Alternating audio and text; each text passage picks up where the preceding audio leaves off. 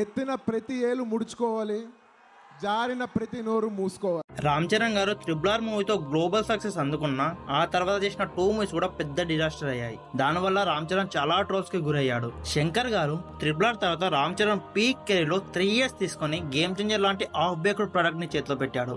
ఇందులో 90 crores పెట్టి తీసిన సాంగ్స్ బాగోవు, రామ్ చరణ్ యాక్టింగ్ బాగోదు, లుక్స్ కూడా బాగోవు. లాస్ట్ 3 months నుండి చాలా ట్రోల్ చేస్తున్నారు రామ్ చరణ్ ని. కానీ ఆ ట్రోల్స్ అన్నిటికీ పెద్ద గ్లిమ్స్ చెక్ పెట్టింది. 52 seconds ఉన్న ఈ గ్లిమ్స్ మూవీ హైప్ ని ఎక్కడికో తీసుకెళ్లిపోయింది. ఈ glimpse Ram Charan looks, acting ఇలా అన్ని బాగున్నాయి బీజిఎంతో సహా. ముఖ్యంగా లాస్ట్ లో వచ్చే షాట్ అయితే చాలా క్రేజీగా ఉంది. ఈ షాట్ రీల్స్ లో, షార్ట్ లో, ఐపీఎల్ లో సౌత్ అండ్ నార్త్ తేడా లేకుండా అన్నిట్లో ట్రెండింగ్ లో ఉంటుంది. మూవీ ప్రమోషన్ లో సగం ప్రమోషన్ ఈ ఒక్క షాటే చేస్తుంది. గుర్తు పెట్టుకోండి, మీరు ఇన్స్టా చూసిన ప్రతిసారి ఈ రీల్ ఖచ్చితంగా మీ ఫీడ్ లో ఉంటుంది. లాస్ట్ 2 years నుంచి రామ్ చరణ్ గారు గేమ్ చేంజర్ గురించి ఎక్కువ మాట్లాడాడు, కానీ పెద్ద గురించి అయితే చాలా ఎగ్జైట్ అయి చెప్పాడు. ఇది ఒక పాత్ బ్రేకింగ్ క్యారెక్టర్ అని, రంగస్థలం కంటే చాలా బాగుంటుందని చెప్పాడు. ఇప్పుడు గ్లిమ్ చూస్తే మనకు అర్థమవుతుంది ఈ మూవీ ఖచ్చితంగా రంగస్థలం కంటే బాగుంటుంది. రంగస్థలంలో చిట్టిబాబు క్యారెక్టర్ అంత బాగా రావడానికి కారణం బుచ్చిబాబే అని సుకుమార్ గారు ఒక ఇంటర్వ్యూలో చెప్పాడు. ఆ కాన్ఫిడెన్స్ తో చెప్తున్నా, పెద్ద మూవీ రంగస్థలం కంటే చాలా బాగుంటుంది.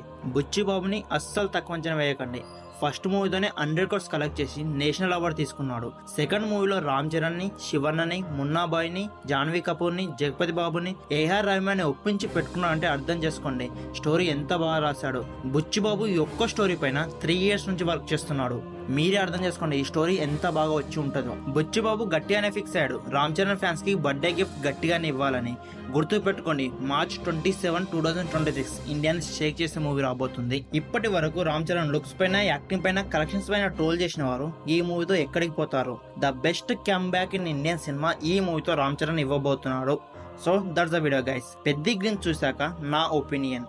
ఈ గ్లిమ్స్ మీకు ఎలా అనిపించింది కామెంట్ చెప్పండి. ఈ మూవీతో రామ్ చరణ్ 1000 crores కలెక్ట్ చేస్తాడా, కంబ్యాక్ ఇస్తాడా లేదా అది కూడా కామెంట్ చెప్పండి. ఈ వీడియో కనుక నచ్చితే ఈ వీడియో లైక్ చేసి ఇలాంటి మరిన్ని మంచి వీడియోస్ కోసం మన ఛానల్ని సబ్స్క్రైబ్ చేసుకోండి. మళ్ళీ వీడియోలో మళ్ళీ కలుద్దాం. అందరికీ టాటా, బై బై, సెలవు.